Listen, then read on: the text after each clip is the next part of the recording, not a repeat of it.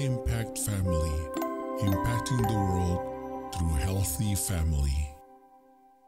Shalom saudara-saudara, selamat berjumpa dalam Impact Family. Hari ini kita melanjutkan alasan ketiga mengapa Allah menciptakan pernikahan, ya.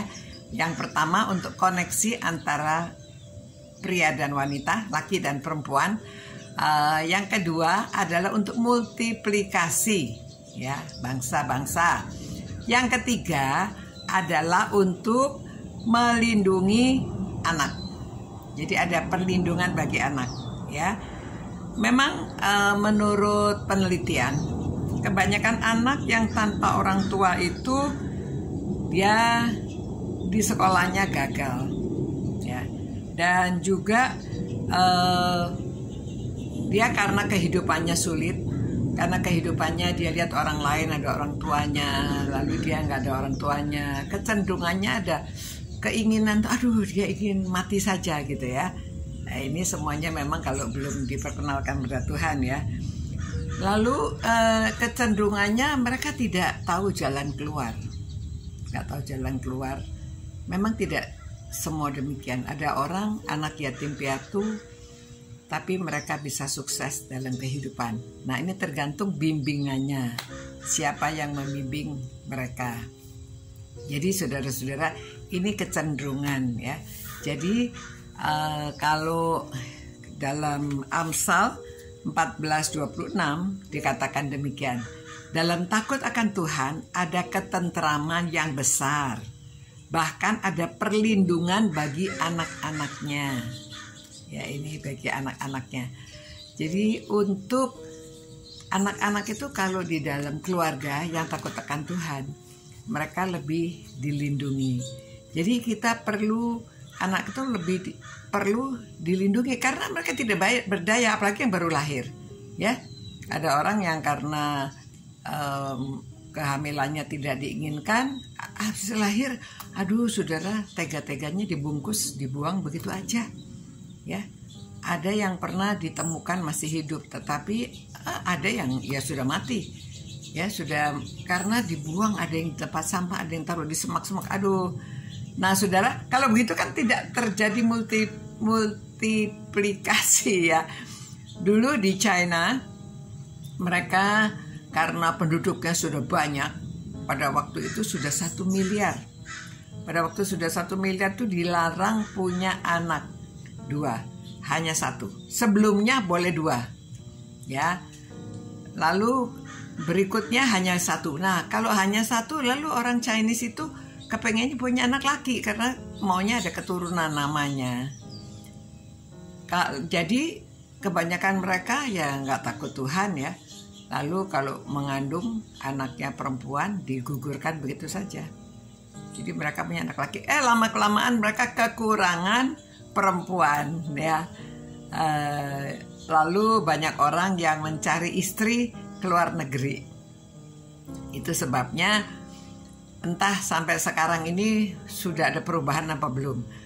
Mereka bolehnya punya 1 anak, tapi kenyataannya sekarang sudah 1,6, ya, 1,6 miliar penduduknya. Jadi entahlah. Namun di sini supaya kita tahu bahwa anak tuh perlu dilindungi, kalau sudah lahir dilindungi. Bahkan Tuhan Yesus mengatakan kalau ada yang sampai menyesatkan anak-anak itu, lebih baik mereka diikat lehernya dan dicemplungkan ke dalam laut. Sebegitu marahnya Tuhan Yesus, ya, kalau ada orang yang tidak mengasihi anak-anak atau bahkan menyesatkan anak-anak. Nah saudara-saudara, marilah kita syukuri kalau kita punya anak dan kita adalah tempat perlindungan bagi mereka untuk pertumbuhan mereka menjadi dalam pembentukan masyarakat lebih baik, dalam pembentukan kerajaan Allah juga lebih diperluaskan dan nama Tuhan semakin ditinggikan, ya.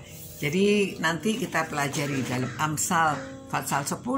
Kalau saudara baca semuanya, mendidik anak itu yang perlu pertama supaya hidupnya benar, mengenal kebenaran dan hidupnya benar. Yang kedua itu supaya hidupnya jujur, ya. Yang ketiga supaya hidupnya rajin. Nah, itu dasar-dasarnya bagaimana mereka menghadapi kehidupan ini. Nah, saudara-saudara, mari kita syukuri anak-anak kita. Memang ada yang lahirnya normal, ada yang lahirnya cacat. Nanti kita bicarakan lagi ya, untuk merenungkan firman Tuhan ini, bagaimana kita bahwa pernikahan itu tujuannya adalah untuk proteksi anak-anak yang lahir di dalam keluarga. Tuhan, terima kasih Tuhan, Engkau memberikan keluarga-keluarga, Engkau memberikan kami anak cucu. Kiranya Tuhan, kami dapat memelihara mereka dengan baik, memperkenalkan mereka pada jalan keselamatan, takut akan Tuhan, hormat akan Tuhan, dan juga hidup jujur, rajin, setia. Mereka bisa hidup yang benar.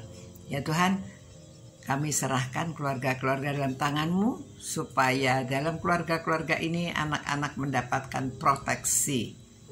Terima kasih Tuhan. Demi nama Tuhan Yesus kami berdoa. Amin. Selamat malam saudara-saudara, supaya kita tahu apa alasan Tuhan menciptakan pernikahan. Ya, selamat malam. Tuhan beserta dengan saudara semua. Tetap sehat. Jaga protokol kesehatan supaya pandemi ini akan berlalu. Selamat malam. God bless you. Ciao. Impact Family, impacting the world through healthy family.